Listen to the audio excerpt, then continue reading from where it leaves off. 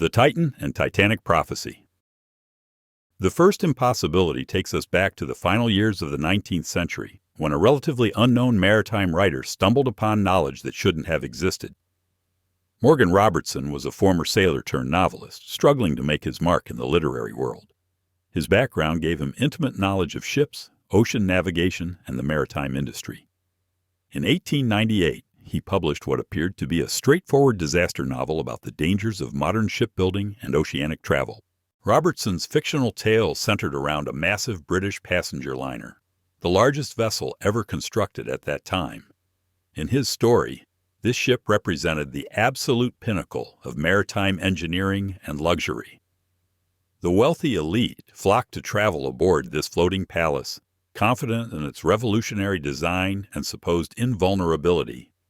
The builders and operators marketed it as practically unsinkable due to its advanced compartmentalized hull structure and cutting-edge safety features. The fictional vessel in Robertson's novel bore the name Titan. This imaginary ship measured approximately 800 feet in length and could accommodate around 3,000 passengers and crew members. It featured triple-screw propellers for maximum power and maneuverability. The story followed the Titan on what was supposed to be a routine Atlantic crossing during the month of April. Robertson's narrative took a dark turn when his fictional ship encountered a massive iceberg during a freezing North Atlantic night. The collision proved catastrophic, breaching the hull in multiple locations and causing rapid flooding throughout the vessel. Most shocking of all, the ship's lifeboat capacity fell dangerously short of what would be needed to evacuate everyone aboard.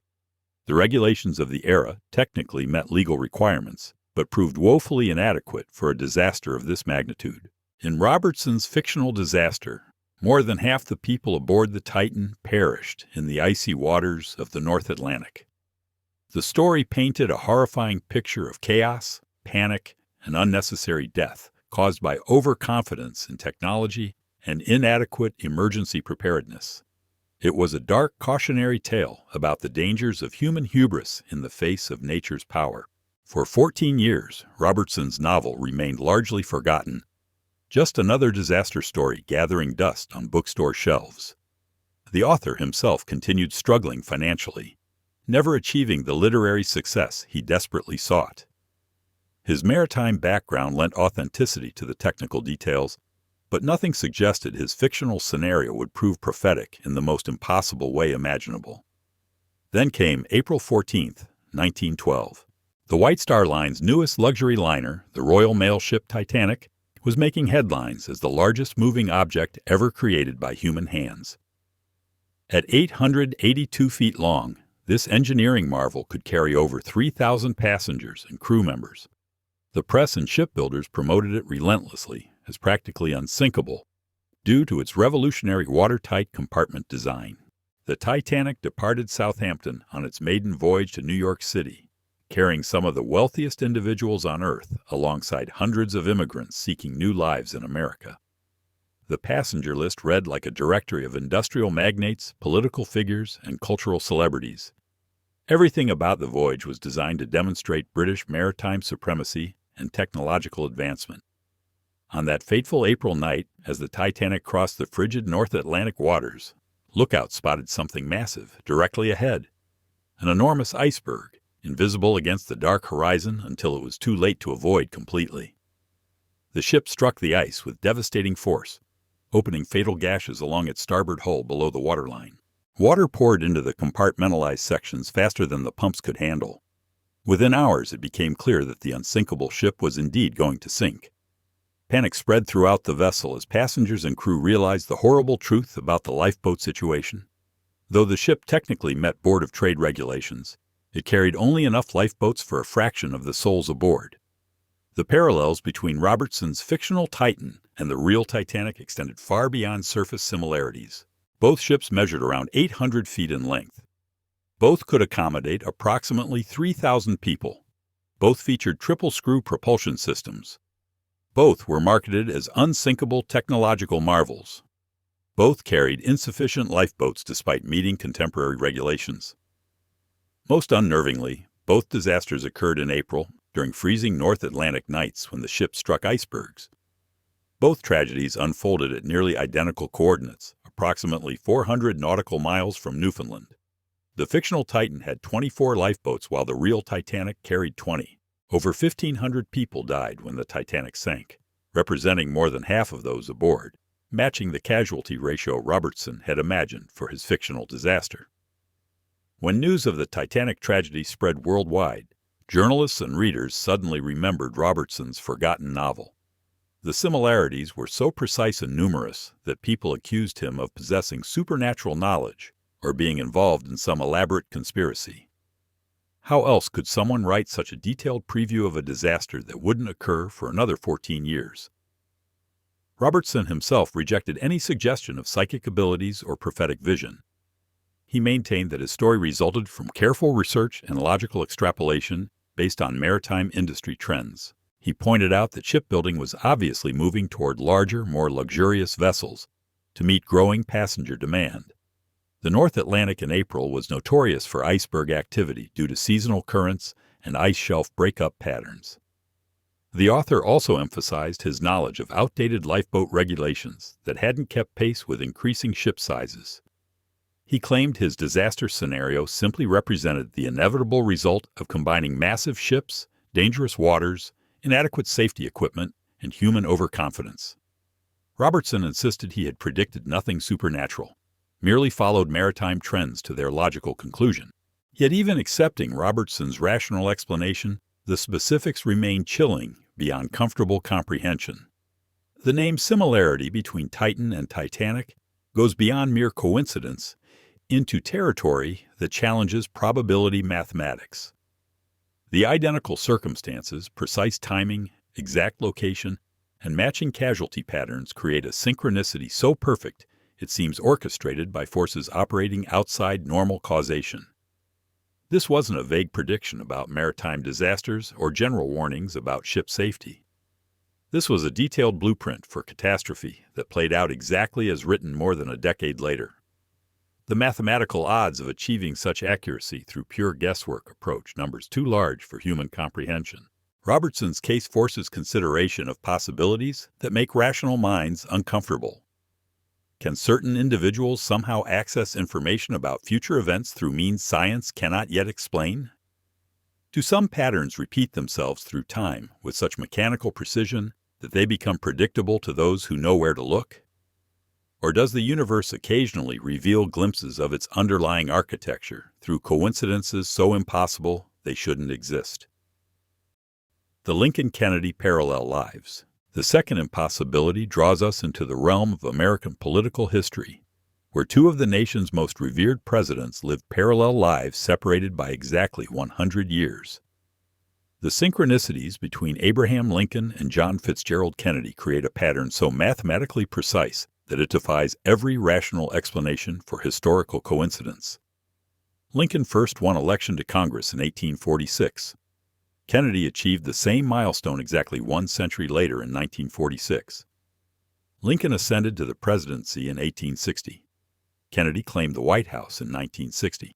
These aren't approximate dates or close timing that could be explained by historical cycles.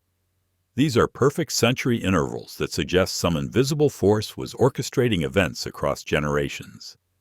Both men championed civil rights during turbulent periods in American history. Both brought youthful energy and transformative vision to national politics. Both faced violent opposition from extremist elements who viewed their progressive policies as threats to established social order. Both challenged entrenched power structures in ways that created dangerous enemies among those who profited from the status quo. The assassination details push these coincidences into supernatural territory. Both presidents received fatal gunshot wounds to the head on Friday evenings while seated beside their wives. Lincoln died at Ford's Theater after being shot by an assassin who fled to a warehouse. Kennedy died after being shot from a warehouse by an assassin who fled to a movie theater. The locations create a perfect mirror image that seems deliberately orchestrated. Their successors followed identical patterns that extend the impossible synchronicity. Both were succeeded by vice presidents named Johnson. Andrew Johnson, who assumed the presidency after Lincoln's death, was born in 1808. Lyndon Johnson, who took office following Kennedy's assassination, was born in 1908. another flawless century gap that pushes coincidence beyond mathematical possibility. Both Johnson's successors were Southern Democrats who faced enormous challenges healing a divided nation after their predecessors' violent deaths. Both struggled with congressional opposition and ultimately chose not to seek full terms as elected presidents. The political circumstances surrounding their administrations showed remarkable similarities, despite occurring in completely different historical contexts. The assassins themselves followed matching profiles that create additional layers of impossible synchronicity. John Wilkes Booth murdered Lincoln in 1865. He was born in 1838. Lee Harvey Oswald killed Kennedy in 1963. He was born in 1939. The birth years maintain the century pattern with only slight variation. Both assassins went by their complete three-name identities, which was relatively uncommon in their respective eras. When written out fully, both names contain exactly 15 letters. Both men held radical political views that motivated their violent actions against presidents they viewed as enemies of their causes. Both expressed their extremist ideologies through theatrical gestures designed to maximize symbolic impact. Neither assassin survived to stand trial for their crimes. Booth died from gunshot wounds inflicted by federal soldiers who cornered him in a tobacco barn. Oswald was shot and killed by nightclub owner Jack Ruby while in police custody, with millions of television viewers watching the execution unfold in real time. Both died before they could reveal their complete motivations or expose any potential co-conspirators. The personal details surrounding both presidents create additional synchronicities that strain credibility. Lincoln reportedly employed a secretary named Kennedy, who warned him against attending Ford's Theater on the night of his assassination. Kennedy reportedly employed a secretary named Evelyn Lincoln, who advised him against traveling to Dallas on the day he was killed. Both men ignored these prophetic warnings and proceeded with their fatal appointments. Both presidents' surnames contain exactly 7 letters. Both were unusually tall, slender men with distinctive physical appearances that made them easily recognizable public figures. Both suffered from chronic health conditions they concealed from the public during their time in office. Both were known for their wit, storytelling abilities, and capacity to connect with common citizens despite their elevated status. The mathematical probability of all these coincidences occurring through pure chance requires numbers with more zeros than most calculators can display. We're not discussing vague similarities or approximate timing that could result from historical patterns. We're examining precise dates, perfect numerical intervals, and identical circumstances that repeat across exactly 100 years with mechanical precision. These parallels have fueled conspiracy theories and supernatural speculation for decades. Skeptics argue that selective attention to similarities while ignoring differences creates false patterns that seem more significant than they actually are. They claim that any two historical figures could be connected through careful cherry-picking of biographical details and creative interpretation of events. However, the Lincoln-Kennedy synchronicities differ qualitatively from random pattern recognition. The volume, specificity, and precision of the matches create a cumulative weight of evidence that challenges rational explanation. These aren't subtle connections requiring creative interpretation. These are obvious, documented parallels that hit you over the head with their impossible accuracy. The emotional impact of these coincidences adds another disturbing dimension to their mathematical impossibility. These weren't abstract statistical anomalies or amusing numerical curiosities. These were national tragedies that shaped American history and caused immeasurable suffering for millions of citizens. The fact that such profound historical events would repeat themselves with surgical precision suggests something deeply unsettling about the nature of fate and historical inevitability. The Lincoln-Kennedy parallels force consideration of possibilities that make conventional historians uncomfortable. Are we witnessing evidence that history operates in predetermined cycles governed by hidden mathematical principles? Could there be invisible forces orchestrating human events across generations according to patterns too complex for ordinary perception? Or does time itself possess a structure that allows past events to echo forward and future events to cast shadows backward through the centuries? What makes these synchronicities even more disturbing is their implication that individual human agency might be more limited than we want to believe. If two presidents separated by a century could live virtually identical lives and die under matching circumstances, What does that suggest about free will and personal choice? Are we autonomous agents shaping our own destinies? Or are we unconsciously following scripts written by forces beyond our comprehension? If you're learning something new from this video, be sure to like and drop a comment with your favorite. It helps us to spread this info to those who need to hear it most. Also, subscribe and hit the bell so you won't miss what we reveal next. Trust me, there's a whole lot more hidden. Now back to it. King Umberto's doppelganger. The third impossibility transports us to Italy in 1900, where King Umberto I encountered his exact physical duplicate under circumstances so improbable they challenge every assumption about genetic uniqueness and individual identity. This case demonstrates how coincidence can transcend mere statistical anomaly and enter the realm of existential horror. On July 28, 1900, King Umberto was dining at a small restaurant in the city of Monza when the establishment's owner approached his table to take the royal order. The monarch nearly choked on his wine when he found himself staring at a man who appeared to be his identical twin. Not similar, not reminiscent, but perfectly identical down to the smallest facial features and physical proportions.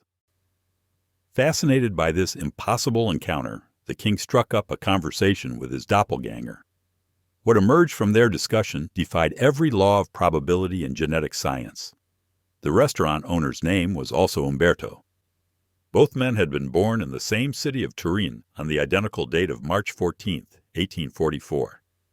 Both had married women named Margherita on the exact same wedding day. The synchronicities didn't end with their shared names, birthplaces, and wedding dates. King Umberto discovered that his double had opened his restaurant on the precise day that he himself had been crowned King of Italy. The mathematical impossibility of this timing coordination pushed their encounter beyond mere coincidence into territory that challenged fundamental assumptions about reality itself. During their fascinating conversation, the king learned that his identical counterpart had served in the same military regiment during their younger years. However, unlike the monarch, who had received numerous decorations and honors for his service, the restaurant owner had never been recognized for his contributions. Moved by this disparity and feeling a strange kinship with his mysterious twin, King Umberto made a spontaneous decision that would prove tragically prophetic. The king promised to knight the restaurant owner, granting him the recognition that military service had never provided. He invited his doppelganger to attend an athletic competition scheduled for the following day as his personal guest, where the knighthood ceremony would take place. Both men seemed genuinely excited about this unusual twist of fate that had brought them together after decades of parallel existence. The next morning brought devastating news that shattered the king's plans for honoring his identical twin.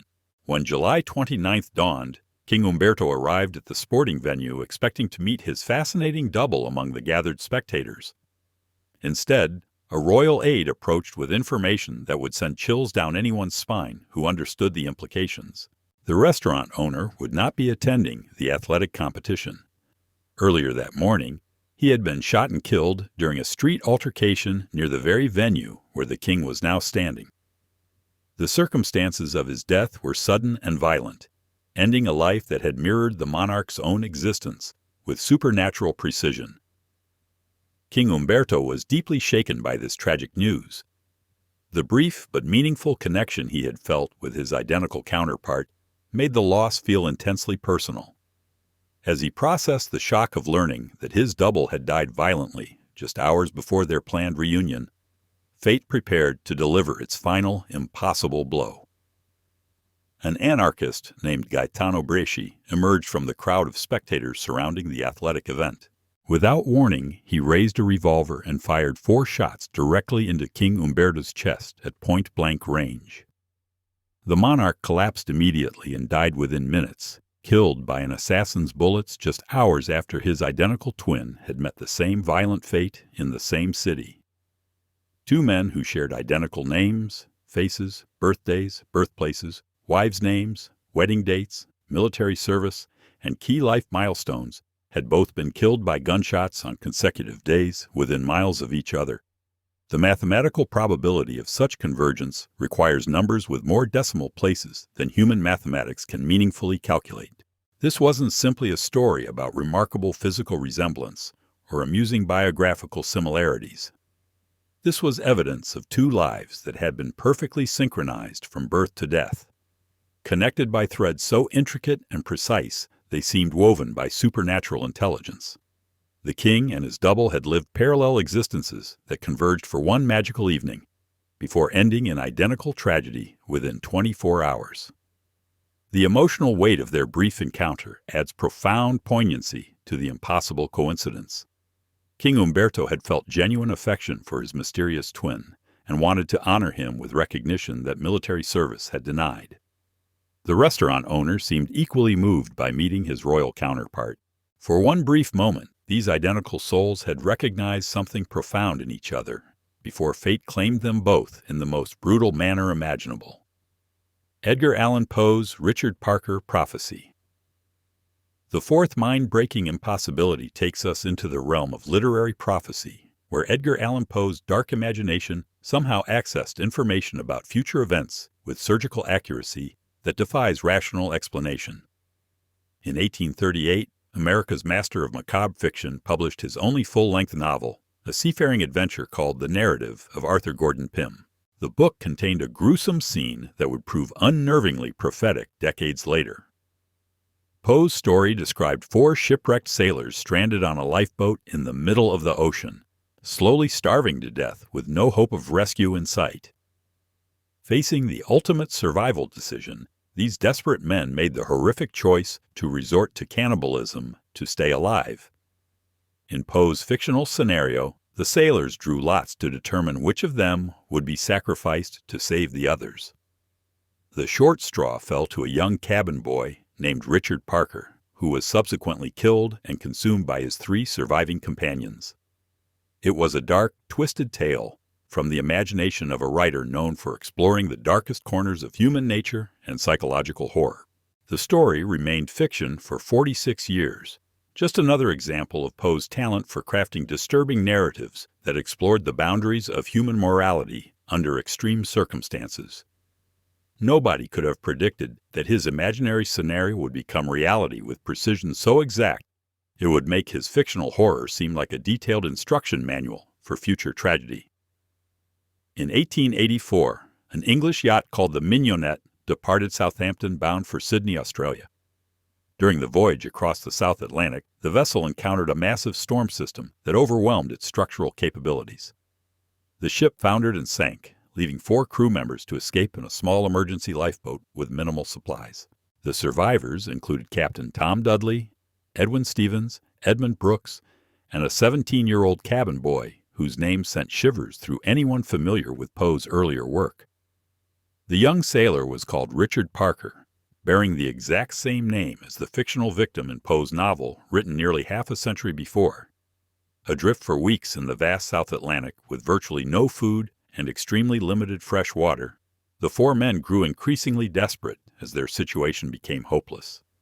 They managed to catch an occasional sea turtle, but the meager protein wasn't nearly sufficient to sustain 4 grown men under such harsh conditions. Dehydration and starvation began taking their inevitable toll.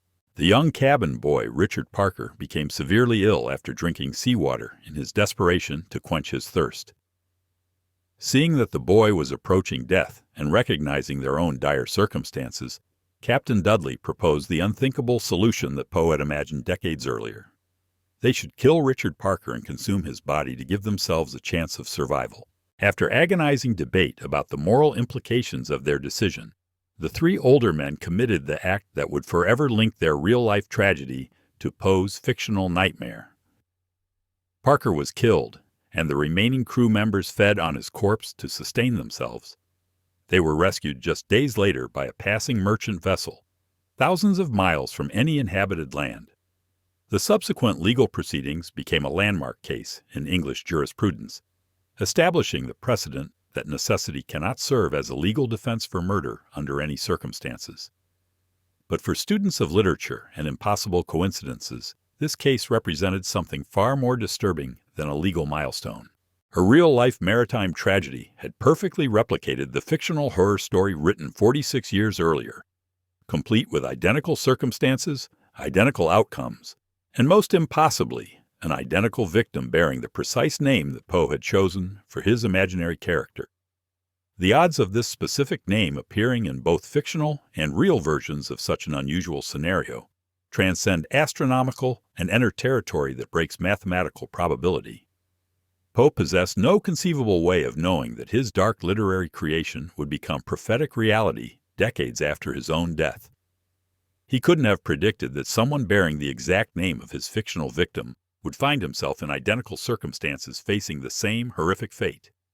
Yet somehow his fictional nightmare became documented historical fact with surgical accuracy that defies every rational explanation. This coincidence forces confrontation with deeply unsettling questions about the relationship between creative imagination and future reality. Can certain gifted minds sometimes access information about events that haven't occurred yet? Do tragic patterns repeat themselves across time with mathematical precision that makes them predictable to those with the right sensitivity? Or did Poe somehow tap into darker truths about human survival instincts that made his fictional scenario inevitable? The Richard Parker coincidence doesn't just break conventional thinking because of statistical impossibility. It suggests that sometimes fiction doesn't merely reflect reality or comment upon it, but actually creates or predicts future events with accuracy so precise that the boundary between imagination and prophecy becomes terrifyingly thin. Mark Twain and Halley's Comet. The fifth impossibility introduces us to America's greatest humorist, who seemed to possess an intuitive understanding of his cosmic connection to one of the most famous celestial objects in our solar system. Mark Twain, born Samuel Langhorne Clemens, entered this world on November 30th, 1835, just 2 weeks after Halley's Comet had made its spectacular appearance in Earth's skies. This renowned comet, visible from our planet only once every 75 to 76 years due to its highly elliptical orbit, was making one of its rare celestial visits when the future literary giant drew his first breath. Throughout his childhood and adult years, Twain remained acutely aware of this cosmic synchronicity and felt a profound personal connection to the celestial wanderer that had marked his arrival. As Twain aged and achieved international fame for his wit, wisdom, and storytelling genius, he began making predictions about his own mortality that seemed outrageous at the time, but would prove prophetically accurate in the most impossible manner. In 1909, the aging author made public statements that demonstrated either remarkable intuition or supernatural knowledge of future events. Twain declared with characteristic confidence that he had come into the world with Halley's Comet in 1835 and fully expected to depart with it during its next scheduled appearance. He stated that it would represent the greatest disappointment of his entire life if he failed to die when the comet returned to Earth's vicinity. The author claimed that the Almighty had created two unaccountable freaks, himself and the comet, and that cosmic justice demanded they arrive together and leave together. The universe decided to grant his remarkable wish with timing so precise, it seems orchestrated by celestial forces beyond human comprehension. Mark Twain suffered a fatal heart attack on April 21, 1910, passing away peacefully at his Connecticut home surrounded by family and friends who had witnessed his extraordinary life and career. Halley's Comet had reached its closest approach to Earth exactly 1 day earlier, on April 20, 1910. The beloved humorist had literally fulfilled his own prophecy, coming into the world with the comet and departing with it precisely as he had predicted with such confidence the year before. This represents far more than a lucky guess about personal mortality or a general prediction based on astronomical calculations.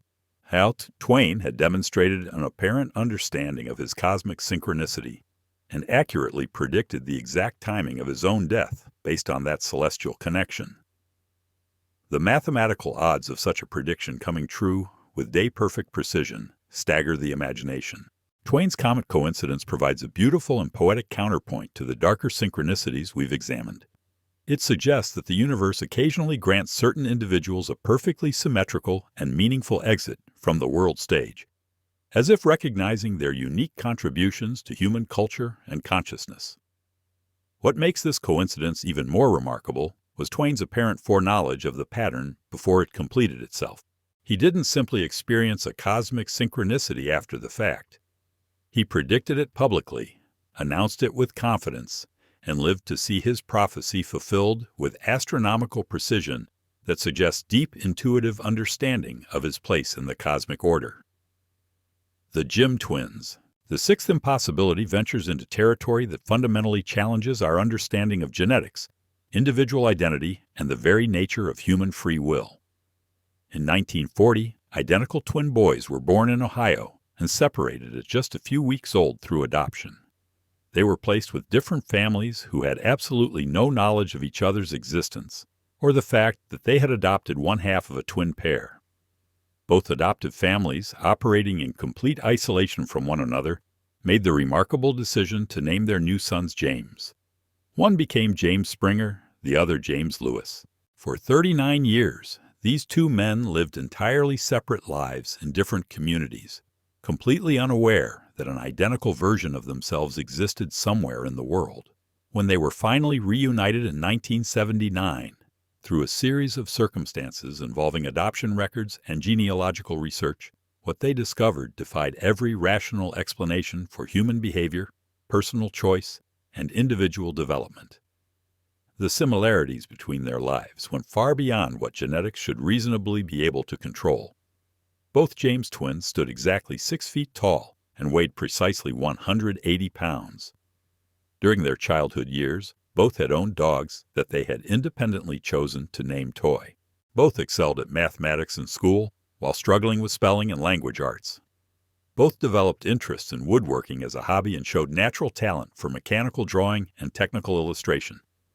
These parallels might be explained by shared genetic predispositions towards certain physical characteristics and cognitive abilities.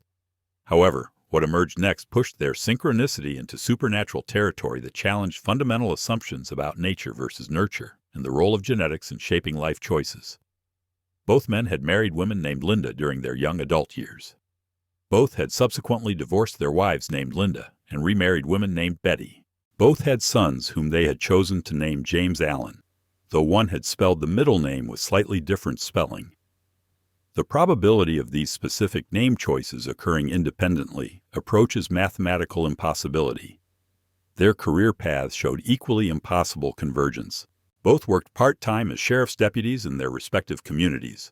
Both were heavy smokers who preferred Salem cigarettes exclusively. Both drove light blue Chevrolet automobiles of identical model and year, purchased independently without any communication or coordination between them. The medical parallels created additional layers of synchronicity that defied scientific explanation.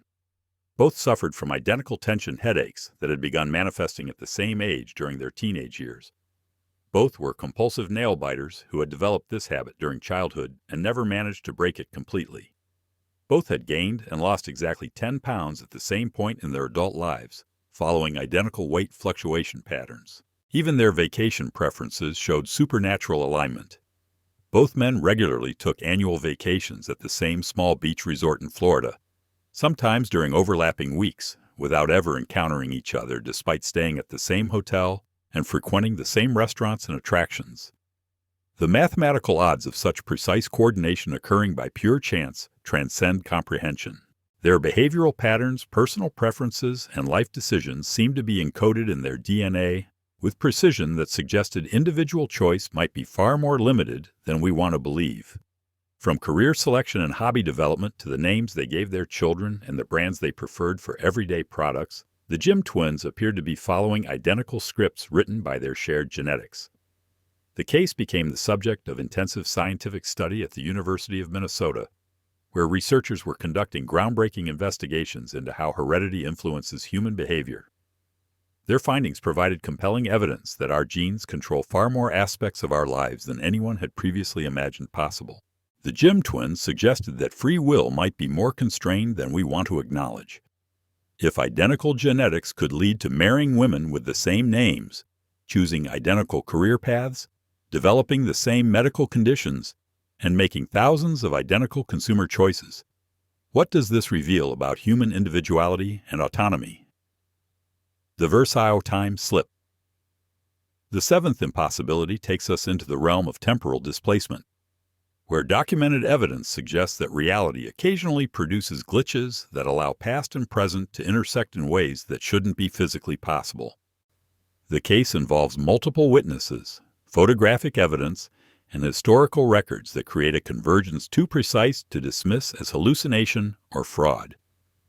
In August 1901, two highly respected English academics embarked on what they expected to be a simple afternoon stroll through the gardens of the Palace of Versailles. Eleanor Jourdain and Charlotte Moberly were both educated, skeptical individuals with distinguished careers in higher education. Neither had any history of psychological instability or supernatural beliefs. As they explored the palace grounds, both women began experiencing sensations that defied rational explanation. The atmosphere around them became oppressive and dreamlike. Colors seemed to fade and lose their vibrancy. An inexplicable feeling of melancholy and unease settled over them, as if they were walking through a location where terrible events had occurred. They encountered several individuals dressed in 18th century period clothing who appeared to be going about their daily activities as if such attire were perfectly normal. Near the Petit Trianon, they observed a woman in elaborate period dress sitting on the grass, sketching the landscape with materials and techniques that belonged to a different era.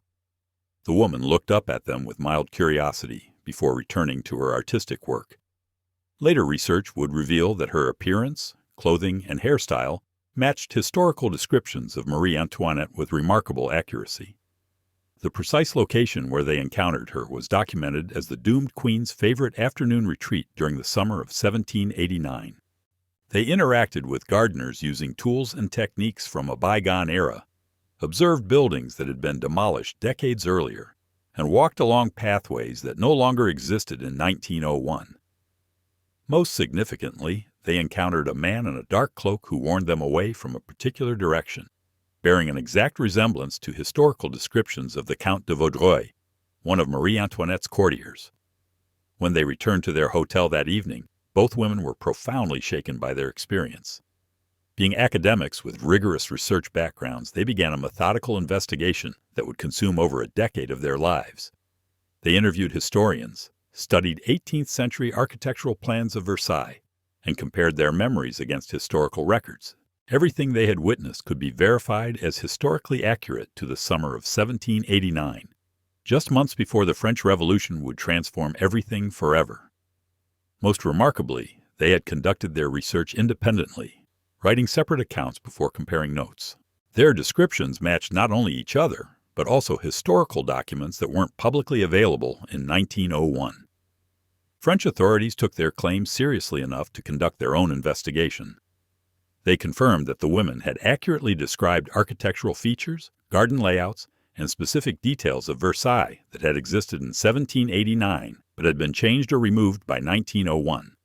The paths they described, the buildings they observed, and even the placement of particular trees matched historical plans stored in private archives. The case gained international attention when they published their account in 1911 under the title An Adventure.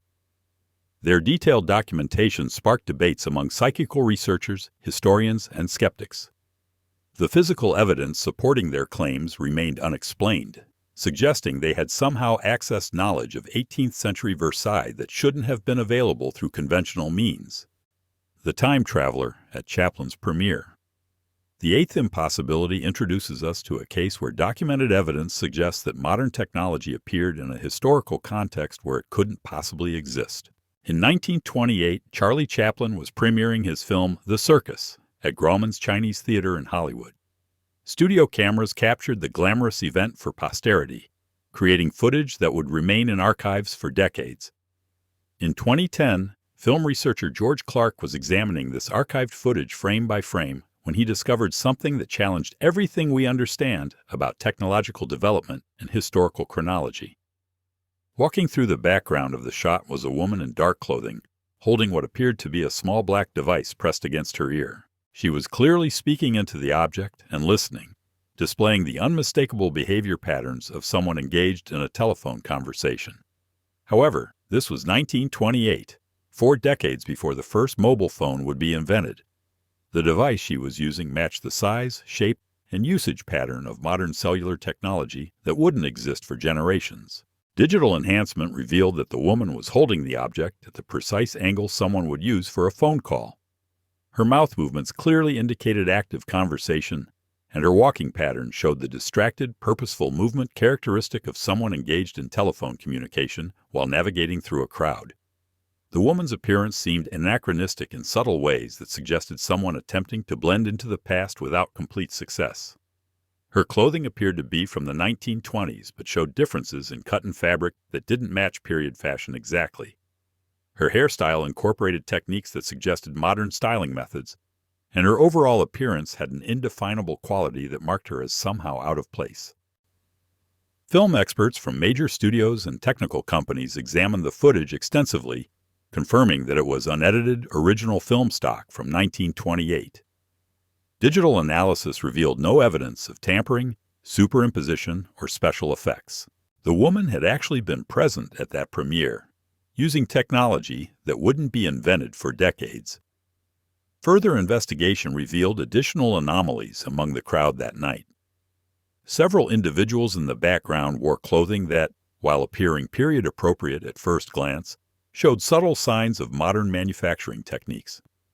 Their postures and mannerisms suggested people unfamiliar with 1920s social conventions, as if they were visitors from another time attempting to blend in with limited success.